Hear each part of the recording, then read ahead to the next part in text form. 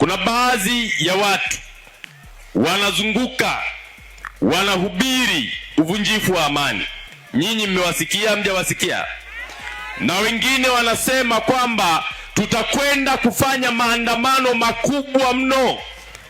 Wewe nakuuliza, maandamano yakitokea hapa, kuna faida inaingia hapa? Ni uharibifu au ni kujenga? Sasa wangapi mnakataa uharibifu? Punga mikono juu. Lazima tukatae vurugu ya aina yoyote, na mara zote wanaohubiri uvunjifu wa amani hawaishi hapa Kilolo nyumbani, na wala hamwajui. Wanasimama huko Dar es Salaam, wanahubiri huko Arusha, wanakwambia uandamane. Mambo yanapoharibika hutawaona. Ikitokea umepata shida, hata hospitali hata kuletea uji wala chai. Mambo yanapokuwa mabaya hawatakupigia hata simu. Lazima tulinde wilaya yetu, tusikubali kuharibu nyumbani. Na wanaohubiri uvunjifu wa amani, wake zao wapo nje ya nchi, uongo. Watoto wao wanasoma nje ya nchi, uongo. We mtoto wako anasoma wapi?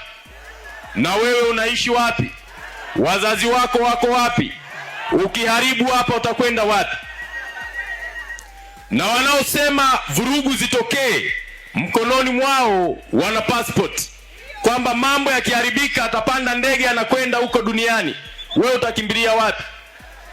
Kwa hiyo kila mzazi alinde mtoto wake, na kila kijana alinde wilaya yetu. Tusikubali kutumika vibaya kubeba ajenda za watu ambao wanalipwa ili kuchochea vurugu ndani ya taifa na mataifa ya Afrika. Wa kuilinda Afrika ni Mwafrika mwenyewe. Wa kuipenda Tanzania ni Mtanzania mwenyewe. Wa kuipenda Kilolo ni mwana Kilolo mwenyewe. Hakuna mgeni atatupenda sisi kuliko sisi wenyewe. Kwa hiyo lazima tulinde misingi ya amani, misingi ya utulivu, lakini tudumishe upendo na tusikubali uhuru wetu ukachezewa na mtu yoyote.